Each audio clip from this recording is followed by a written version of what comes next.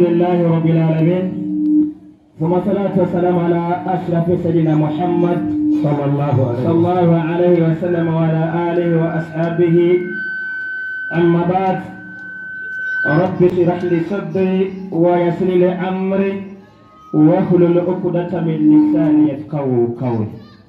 baje gushimira uhoraho umuremyi w'ijuru n'isi, imana yaremye ibiri mu ijuru byose n'ibiri mu isi byose, nongera asabira amahoro n'imigisha byose akara kuwasozereye intumwa y'abahanuzi umwiza w'abeza, intumwa y'Imana Muhammad sallallahu alaihi wasallam. Kigira kabiri, uyu munsi dufite ikigwa nizo twagitoye aho kivuga duti twisunze inyandiko ibonekana mu gitabo cya Bibiliya, mu gitabo cyo muri Kuvayo 21:6. Mbega abatahurije ko ibyo iyi nyandiko amakuru iduhereza, abantu cyangwa amashengero cyangwa ukwemera bagiye kubiri n'amakuru dusanga muri iyi nyandiko. Mbega aba bantu bari mukuri cyangwa baratakaye? Iki cyo kigo cyacu twacabye twisunze inyandiko muri Kuvayo 21:6. Abo bafise amakuru cyangwa kwemera gutandukanye n'amakuru usanga muri iyi nyandiko, mbega ikibazo bari mukuri cyangwa abantu baratakaye? Turatangwa tusuzume mbega inyandiko duhereza amakuru ameze gute. Mwari musome inyandiko Kuvayo 21:6 kiravuga iti Imana ivuga aya majambo yose iti. Iyi ni Imana iriko iravuga aya majambo ibarira intumwa yayo Mose ku musozi Sinayi. Aya majambo avuga ngo iki? Ati nduhoraho Imana yawe yagukuye mu gihugu cya Egiputa mu nzu y'ubuja. Ati nduhoraho Imana yawe yagukuye mu gihugu cya Egiputa mu nzu y'ubuja. Bandanya, ntukagire izindi mana umbangikanya. Imana ntabwo yibagiwe, noneho ibyita Mose uti wowe Mose rero ntukagire izindi mana umbangikanye. Ntugende wicare ugende guforomata ufurugute wiyemere izindi mana cyangwa wifatiye izindi nzira zitandukanye n'inzira yanjye jyewe uhoraho Imana yawe. Idenera ntukibazire igishushanyo. Noneho Imana icanoganza neza mu kurekera Mose, ntugende kwibazira igishushanyo ukite yuko ari Imana yawe mu gishingo cyanjye jyewe uhoraho Imana yawe. Bandanya, cyane igisa n'ishusho. Noneho Imana isibwira Mose rero, inyuma yo kubaza igishushanyo, inyuma yaho hama ukagisenga cyangwa ukagisaba y'Imana yawe. Kandi kigira kabiri, n'igifite n'ishusho ntuzigire iki na kimwe, ikintu na kimwe kiri hejuru mu ijuru cyangwa hasi ku isi. Ati igifite ishusho, mu bifite ishusho biri mu ijuru cyangwa ngaha ku isi cyangwa hasi mu biyaga ngo bisabe cyangwa bisenge. Bana yatubize mwari binyanja cyangwa mu mazi yo mu biyaga cyangwa mu mazi mu biyaga, ntumba ziga muri Tanganyika cyangwa Cyohoha cyangwa Rweru, urabizi nawe kiyo gusa n'amazi. Ubigira iki mwarimu? Nuzo byikubita imbere. Ati nuzo byikubita imbere nguze kubisaba nguze kubisenga mu gishingo cyanjye jyewe uhoraho Imana yawe. Egenera nuzo bisabe kuko jyewe uhoraho Imana yawe ndi Imana ifuha. Imana yahaye gasopo Mose ati wa Mose nuzo bisabe kubera ko jyewe uhoraho Imana yawe ndi Imana ifuha, ndi Imana afite uburake, ndakaze ku bantu bagira iki bambangikanya. Iyi ni Imana. Ati mpora abana ibigabitanyo byabasangeza ku rungano rugira 5 no ku rugira 4 rw'abanyanga. Genda gake. Imana ati uhereye mu cyizero cya mbere cy'abantu bagiye kubira amategeko yanjye n'iri tegeko, bakaza gusenga izindi mana, bakaza kwiyemera izindi mana, bakabumba cyangwa bagacura. Ati abarenzo barataku bake bwanjye mere mu kingano cy'iyo gushitaka no mu kingano cy'abana banyu nabo nzobataku burake bwanjye. Bandanya, ntagira ikigongo abantu ntakitondera ibyagezwe byanjye. Hagarara rero, bivuze rero abaza gusenga bakaza gucurira igigomana cyangwa bakabumira igigomana bakabisenga bakabisaba, aba Imana ivuze ati aba bantu Imana nta rukundo rw'Imana bafite.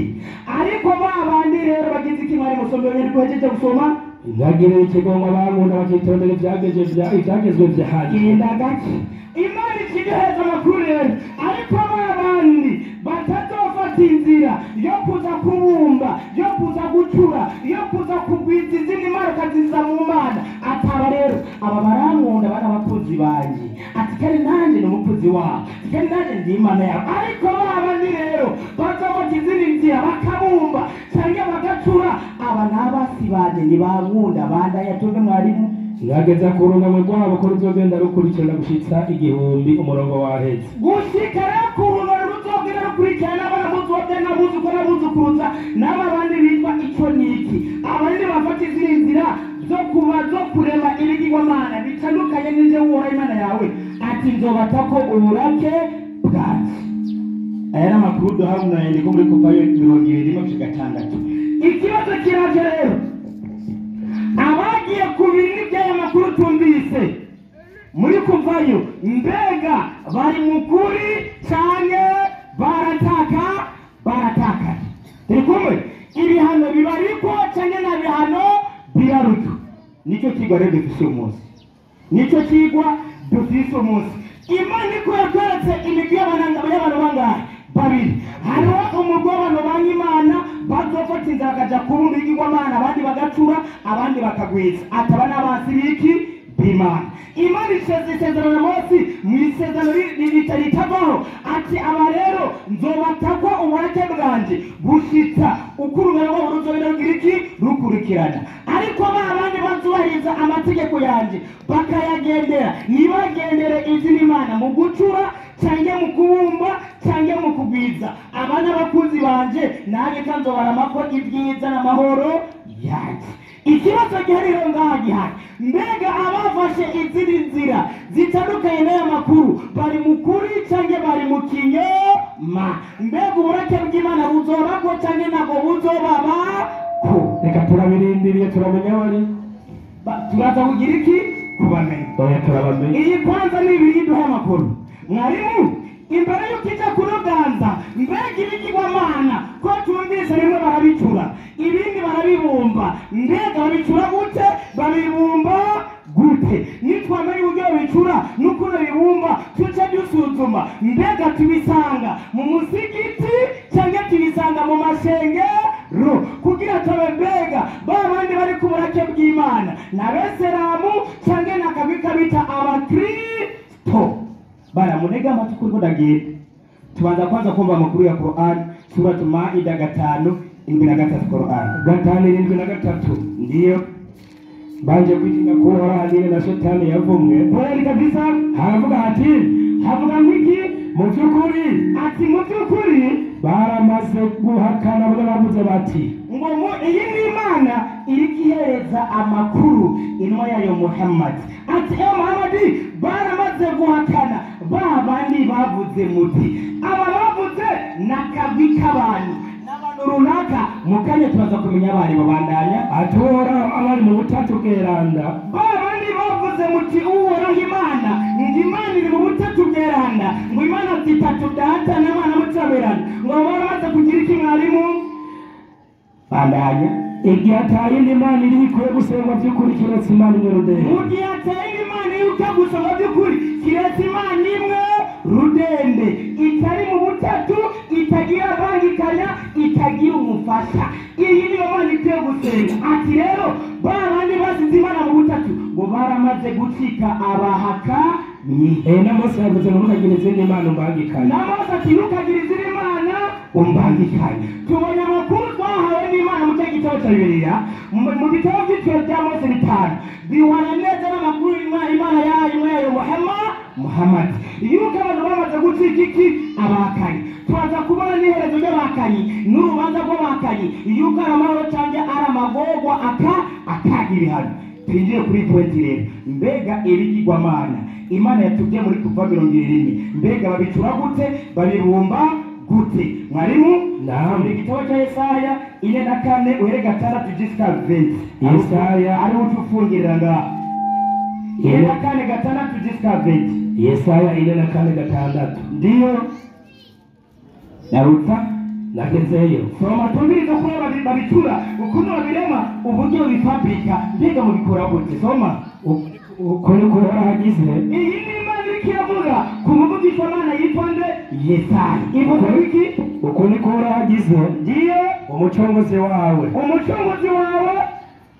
umwami wa Isiraheli ndiye ari umucunguzi wiwe pole kabisa uhoraho nyene ingabo ati uhoraho nyene ingabo ati ndi uwa mbere kandi ndi uw'iherezo ati ndi uwa mbere kandi ndi uw'iherezo ndiyo kandi nta yindi mana atari jewe. imana yongeye kubwira Yesaya ngo nta yindi mana atari jewe. nta mana iri mu buryo bw'imana cyangwa mu bubafu uzari imana y'umwana cyangwa imana mutamirana ati mu bana bwanje nta yindi mana iri endelea ninde ahwanye nanje nabiserure. iyi ni imana iri kwivugira ninde ahwanye nanje nabiserure. hari akabazo bikariko abitangaze abishire ngaho imbere yanje alafu na sisi tunanuku nimba hari uwuhwanye n'imana mu bumana bwayo aze ngaha abitangaze yongera agira iki abiserure. endelea uhereye kera hose ninde yamenyekanishije ibizoba.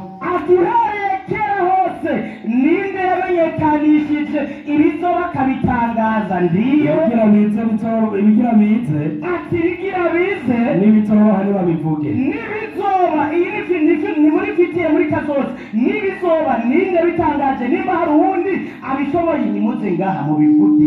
bandanya wowe gutinya cyangwa guhagarika imitima. ati wowe gutinya cyangwa guhagarika imitima kera sinababariye nkabiserura.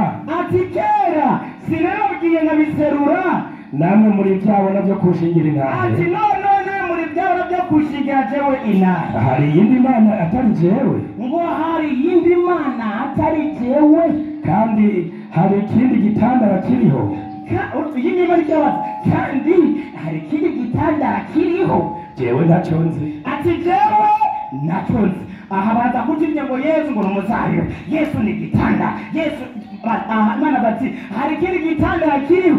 ati mama tesha mutwe jewe ntacyo nzi.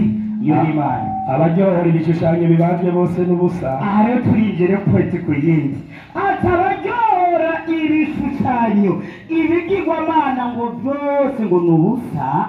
bandanya n'ibintu byabo by'igikundiro. ati n'ibintu byabo by'igikundiro ngo ntacyo bizomara. ndiyo ibishushanyo bibajwe bya bindi byacuze ngo bose rero ngo ni ubusa. n'ibintu byabo by'igikundiro ntacyo bizomara. ngo n'ibintu byabo by'igikundiro byose ntacyo bizomara. ibi byose turaza gusuzuma mbega tubisanga hehe. endelea n'ibyabo na byabo ubwabyo ntacyo bizobona. ngo n'ibyabona ubwabyo byabo ntacyo nyine ntacyo bizobona. ndiyo ntacyo bibona nta n'icyo bimenya ndiyo kugira ngo bamaramare.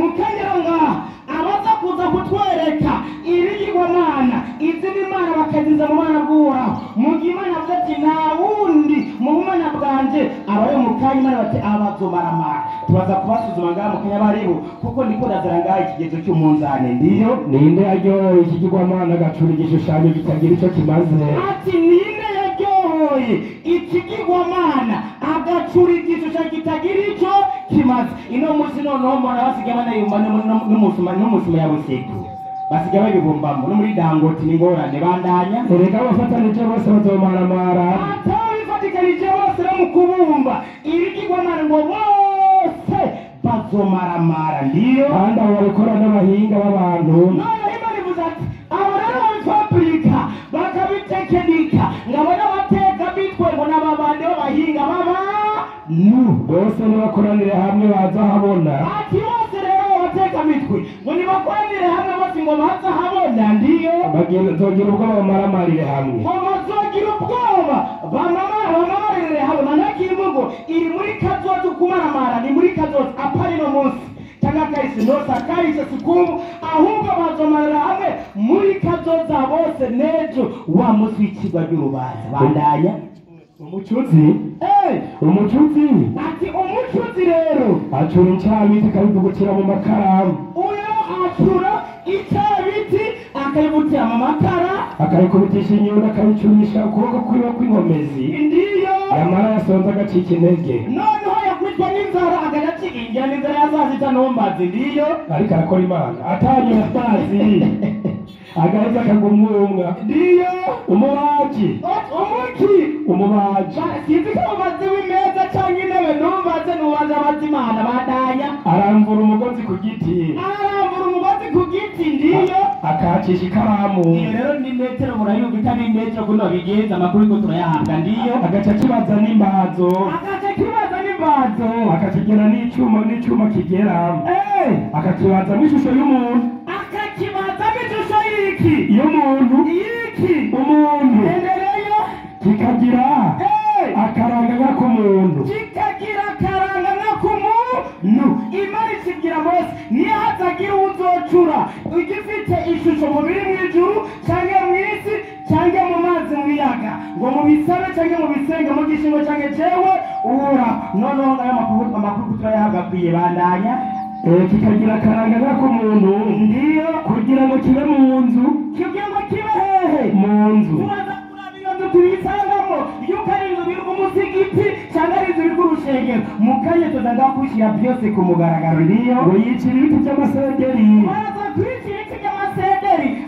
akabira iby'imico n'iby'imyero n'amagereveri niyo mpamvu amasederi mu kibira bamaze kuyahonya ababingo baza kuyacamo imana zabo amasederi ducayeho amakara twarayabuze bandanye agahitamo igiti kimwe mu byo mu kibira igiti kimwe cyo mu kibira hagera mpamvu n'intebe zabuze ino munsi amatangiri tukayaronka kuko ababingo bayacemo igiri yo kuza kwitura imana zabo bandanye aterera igiti cy'umwironi ngo atere igiti cy'umwirone imvura ikakimeza ego hanyuma ikazobera umuntu w'icyo gucana ego azozabira zose mbere arazicana ego agacumba umutsima bana baracumba umutsima kandi iki igisiga akakibazamo ikigirwamana ikigirwamana imana ikatubwira bya biti bamwe barabitera bigakura bakaza kubikuramo bimaze kura bakabica bakaza kwicumira umutsima hari nende bakuba tumega inyuma yaho rero kwicumira umutsima abandi baca baja kukibazamo ikigirwamana bakagisenga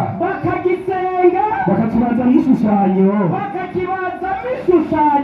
akakikubita imbere imbere nkaho imisi y'amakuru imana ati ntihatagira uzocura abaze abumve igifite ishusho mu biri mu ijuru cyangwa ku isi cyangwa mu mazi mu kiyaga ngo agisenge cyangwa gisabe mu gisigo cya jejewe uhoraho kuko bari abasi banje nzobata ko uburake bwanjye noneho turimbuka tuva amakuru yanjye maze igisigaye akagihindura ikigirwamana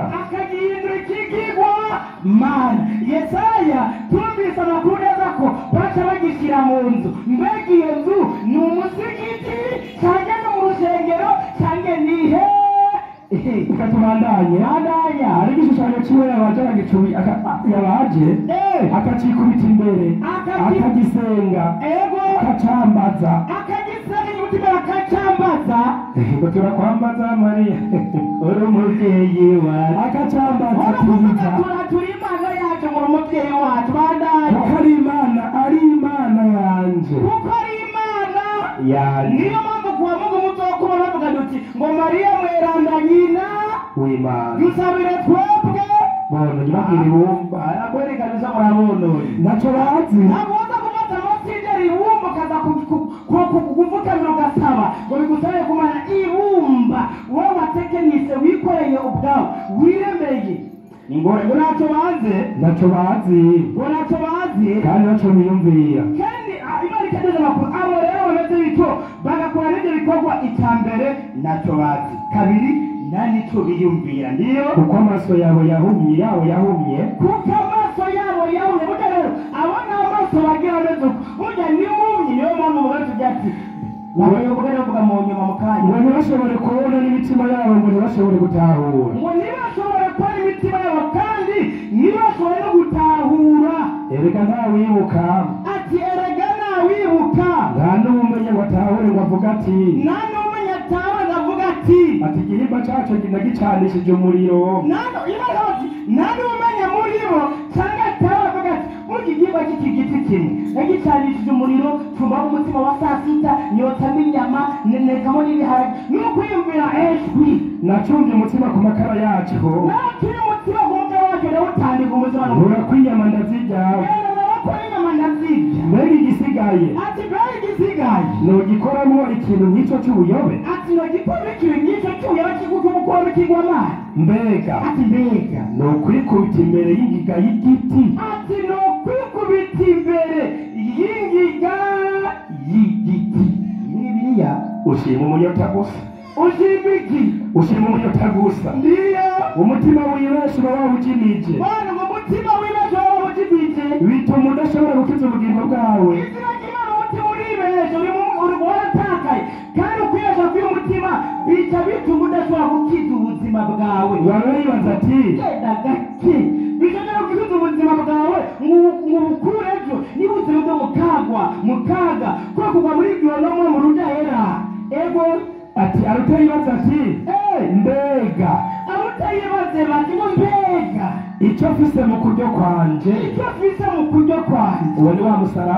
none si ikinyoma finish dad zarabone katwumve وعليكم السلام ورحمة الله وبركاته. Haleluya. Amena. Ndabaramukije mu izina ry'Umwami wacu Yesu Kristo. Amena.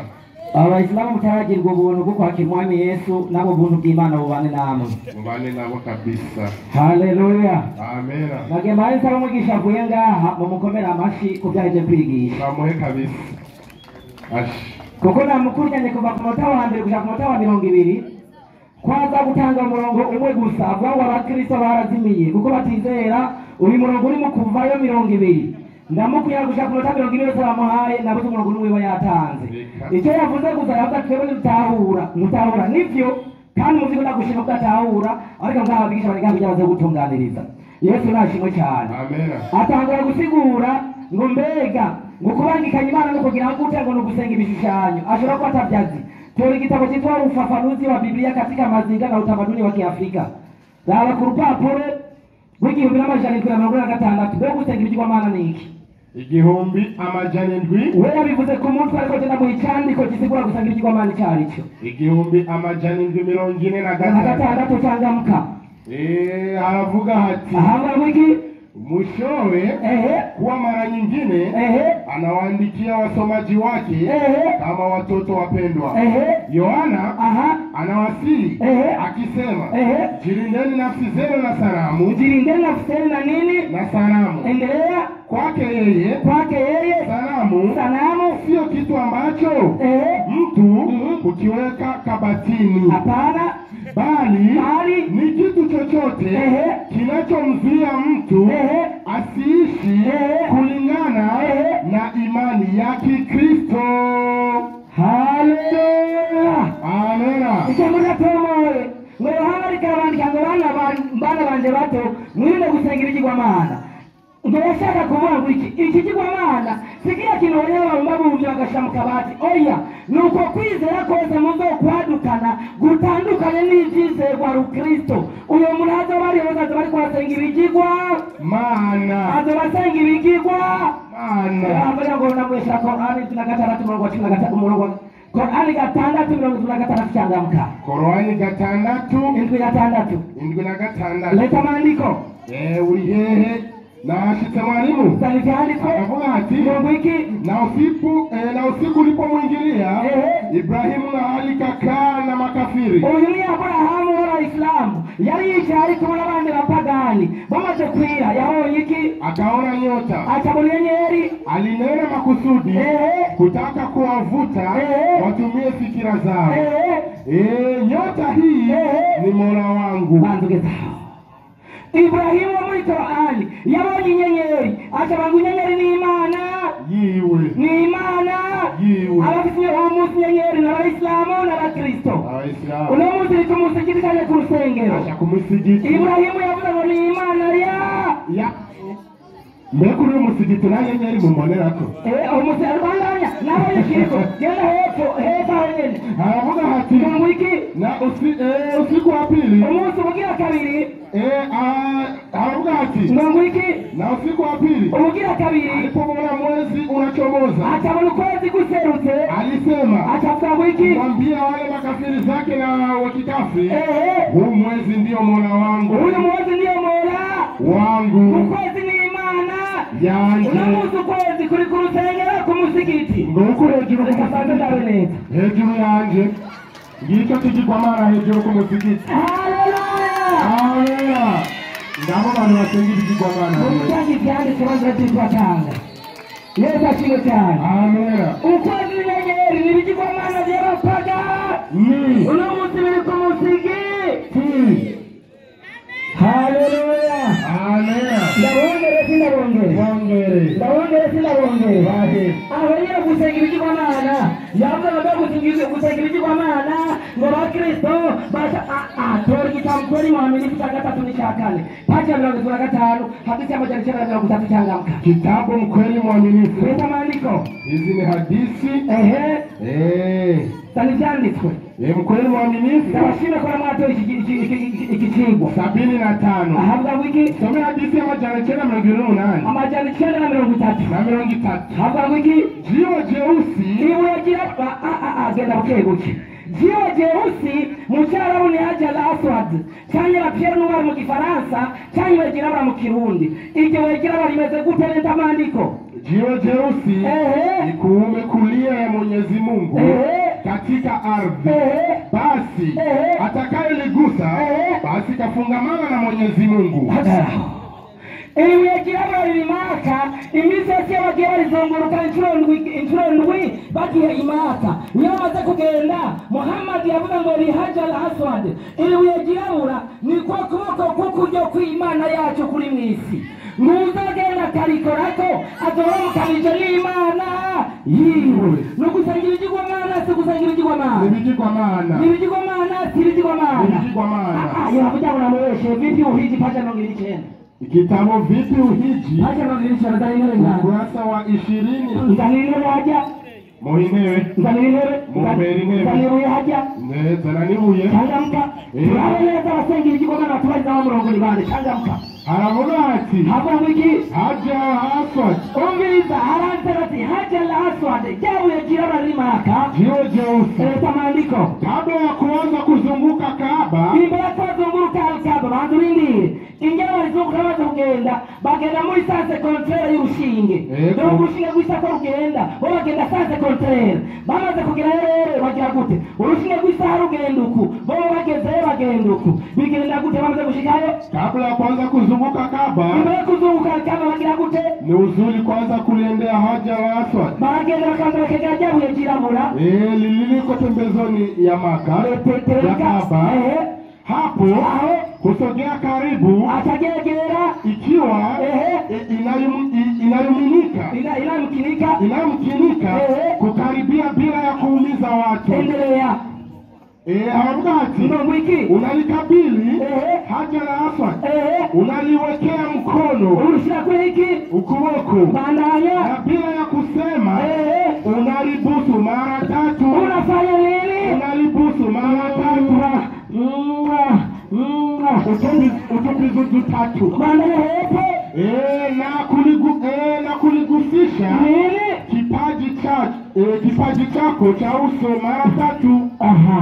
bamaze kugenda baragegera bakasha ku kiganza bakarisoma gatatu bagashira ku ruhande kangahe bamaze kugenda bashaka ngo ndarengutse mana yanjye ndarengutse gushira mu gihe yategeretse rabaika Allahumma rabaika ndarengutse bakabigondagura baheza akachazunguruka muri sase control y'ijuru y'urushinge yarangiza yashika agasira kabigira n'upagani nibigirwamana kuko Imana sitebuye barangije aho batagenda kugira icyo bita tawafu mu kuza kuyigira batakuja bambaye urubega bambaye igishuka kimwe bagikenyeye urundi rubega barufundike ngaha ifundo batakusanga muri minhajiri muslimu aho rero nta n'agahuzu ko munsi y'abamba ijapano bagize gute bayisuye yarangiza ibyigwa itatu bakaza gukata inzara bakagenda ahantu hose hari umushatsi bagakurako bakaca baza gutanga n'ikimazi ni umupagani si umupagani ni ubupagani. Yesu aracyari ku ntebe y'imbabazi nguko gusenga Yesu ibigirwamana. aracyabakeneye Yesu aracyabarindiriye muve gusenga ibigirwamana mukamwizera uyu munsi murakira Yesu nashimwe cyane. Amen. N'uyu musigiti hanyana wubatse bamaze guhagarara ku bategeka ko nako ryawe hajya bakoze hariya izuba riseruke rikubita rirengere hariya ubundi musaya uko no gusenga ibigirwamana vayo no gusenga ibigirwamana narashimye ko iki kigwa mwazanye ngo nyine mwagitoye. Haleluya. kandi ikindi mwarimu igituma ari ibigirwamana Ego. none imana yabo bataravyimaka ntiyobumva. Oya imana umve urinda kurondereza kwa telefone umunsi iryamuye barayimuye konekisizo gicika. urinda kurondereza kwa telefone ku gihugu waislamu imana yacu irahoze icyarimwe imana yacu irahoze icyarimwe kandi uko Yesu abatabare mukamwizera n'umunsi murakira mukamwizera n'umunsi baronka ubugingo budashira. Amen. Nta kindi ugomba ko gusa ngo upfa kwemera gusa nta kindi usenge gatanu ku munsi wunama wunamuke ni siporo mu zindi icyo kugomba ko nuko mwizera gusa. Haleluya. Amen. Abayisilamu haleluya. Byumvise baryohewe. Yesu nashimwe cyane. Acha kuna Qur'ani 5:23 wasubiremo kuchangamka. Korani 5:23 7:3 ego haravuga hati ndongo iki 5:23 na hashitse leta maandiko haravuga hati ndongo iki kwa hakika mu by'ukuri wamekufuru wale waliosema bamaze kurogota abandi bavuze Mwenyezi Mungu ni mmoja katika wale waungu watatu. ngo imana ni mu z'Imana zingahe Zitatu.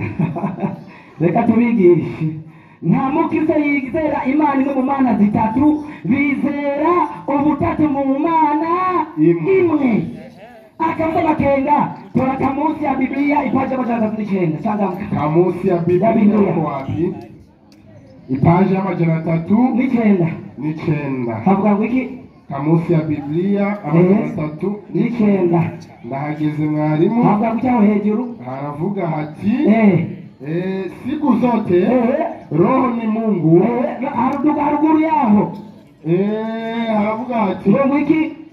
Kinyume cha mwana roho labantizanze mwana haravuga hati haravuga Roho Mtakatifu havuga ngo iki? kuna Mungu mmoja tu. Kuna Mungu mmoja tu. Badanya na Mungu huyu siku zote alikuwepo katika utatu wa Baba, Mwana na Roho Mtakatifu. Haleluya. Amen. Mungu anakwenda hata tuatakwatanga neza nitwagaruka avuga cyasoma Yesaya 44 umurongo wa 6 ndamutunganze kuri uwo murongo. Yesaya 44 umurongo wa 6 ku murongo wa 6 yavuze ngo iki? uko niko rahagize umwami wa Isirayeli ariwe mucunguzi wiwe uhoraho nyene ingabo ati ndi wa mbere kandi ndi uwihereza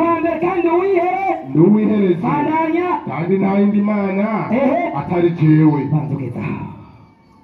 Tunzebye Imana ni ya mbere kandi niyihereza ni Alfa na Omega. Ibyahishuriwe Yohana 1 ku murongo wa 10 changamka. Ibyahishuriwe Yohana 1 ku murongo wa 17 changamka. Ufunuo uko wapi? Havuga ngo iki? Nahabonye mwarimu aravuga ati jewe ndi uwa mbere kandi ndi uwiherezo. Muri Yesaya tumisa ngo uwa mbere ni uwiherezo ni Imana. Aho Yesu alikabya Yohana ngo ndi uwa mbere ni uwiherezo. Yesu niwe Mana. Akabuza makenga agenda Yesaya 6 murongo wa mbere.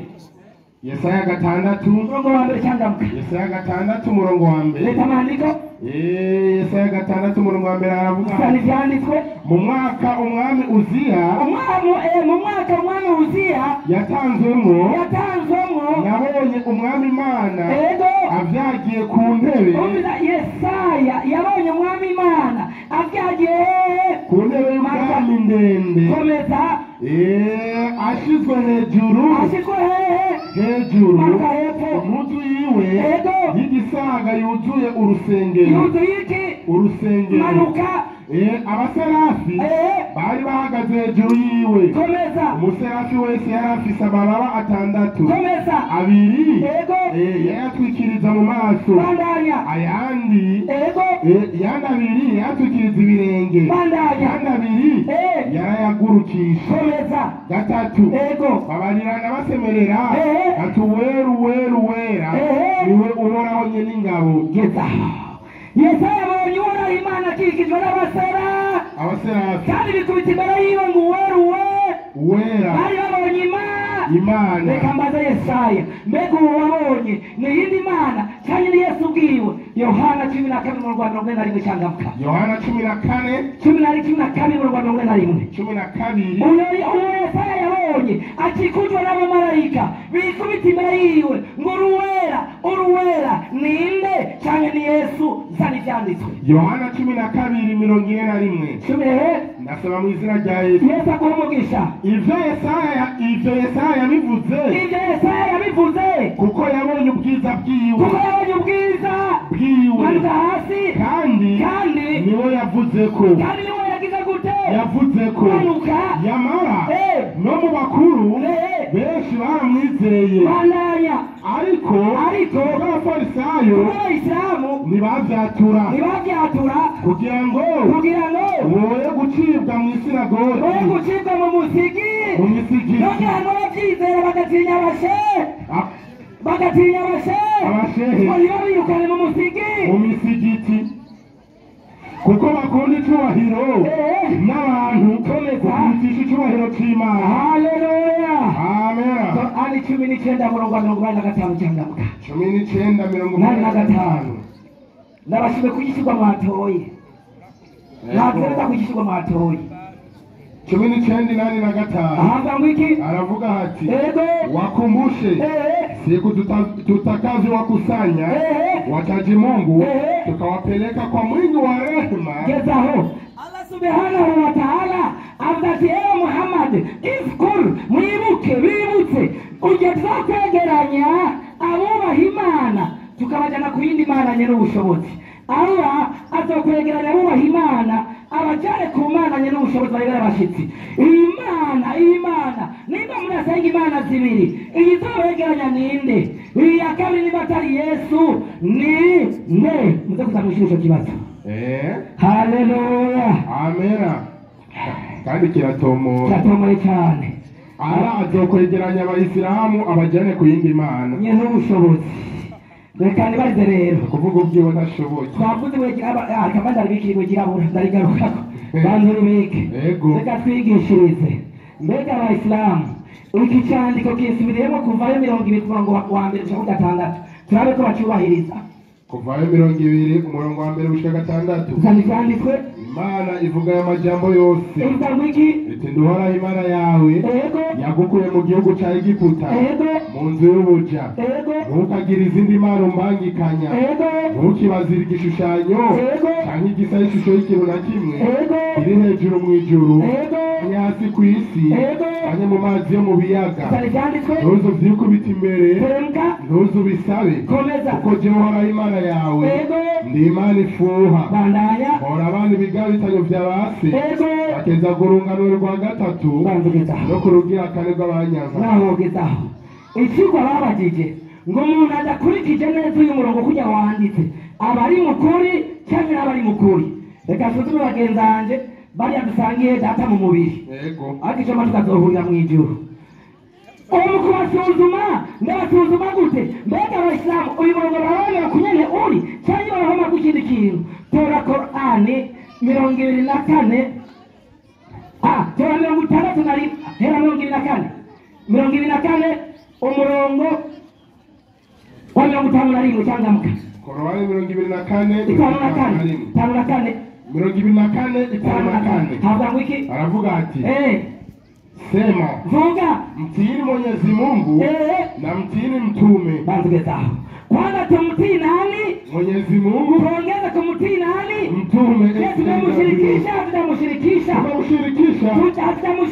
tumemshirikisha hata mwenye mubahe Imana mubahe na Muhammad bana babiri ariko unyamara watubwiye ngo twizere imana yonyine atakindi kintu na kimwe tuyibangikani je ariko abahisamu bizere Allah bongereko Muhammadi ashobora kuba atarabyumva turakora 6:11 6:11 haramu ya ayuha alladhina amanu hal adullukum ala tijaratin tunjikum min adhabin alim tu'minuna billahi wa rasulihi wa tujahiduna fi sabilillah kugira utoche mwajatu ni condition tatu muri Qur'an ubwambere tu'minuna billahi wa rasulihi utiye Allah wizere Allah utongera ko nani na Muhammad watujahiduna fi sabilillah wongera ukore ku nzira y'Imana ibintu bingahe bitatu urakukosora ni kukuzui ai haleluya amen genda Qur'ani 24:54 changamka 24:54 ego 24:54 ego reka tuharaye havuga ngo iki ndasoma havuga ati banzubika kera muri Matayo 17 Matayo 17 ngo mwanya bagiye Matayo 17 Matayo 17:5 mbega kugira ngo twizere Imana irimo kuvayo reka nibaze Imana yo mwijuru data yo mwijuru utubwira kubaha nde cyanditse 17:5 Matayo 17:5 haravuga hati havuga ngo iki ndasoma mu izina rya Yesu twese agumugisha ariko haravuga hati ego akivuga ivyo hazi igicu ego gikayangana kivuga ngo iki kibatera igitutu ngo iki kandi ijwi riva muri nyagicu ngo iki riti uyu mwana wanje nkunda akampimbara uyu mwana wanje ngira gute nkunda akampimbara akagira gute akampimbara nimumwumve nimugire gute nimumwumve ugomba kw'Imana uyihimbara ugomba kw'Imana ikumva yaratanze amri itegeko ukagomba kwikumva niwumvize inyigisho yose ariko araguha umvize inyigisho yose ariko arakubwira ibisigaye byose nguzobirondera ni ugutarataza gusa ikihari gusa ni ukwizera Kristo mwami n'umukiza mu bugingo bwawe Yohana 6:44 changamka Yohana 6:41 niho ndangiritse nasoma mu izina rya Yesu isani byanditswe 40-41 haravuga ati ngo iki bona Abayuda baramwidodombera 6:41 mirongo ine aravuga ati ngo iki kuko iki aricyo data agomba kuko inyuma cyaki data yatubwira icyo data agomba mbega data agomba iki agomba yuko ubona umwana wese akamwizera umwana akagira gute akamwizera komeza agira ubugingo budashira bandanya nanjye nkazomuzura ku munsi w'iherezo nanjye wese nkazomuzura ryari ku munsi w'iherezo neza ko mwizera ibindi bigirwamana mukakwizera umwana w'Imana ninde azobazura ku munsi w'iherezo nicyo kibazo nziza nibaze haleluya Imana ishimwe cyane amen umwigisha atubwire neza adutwigisha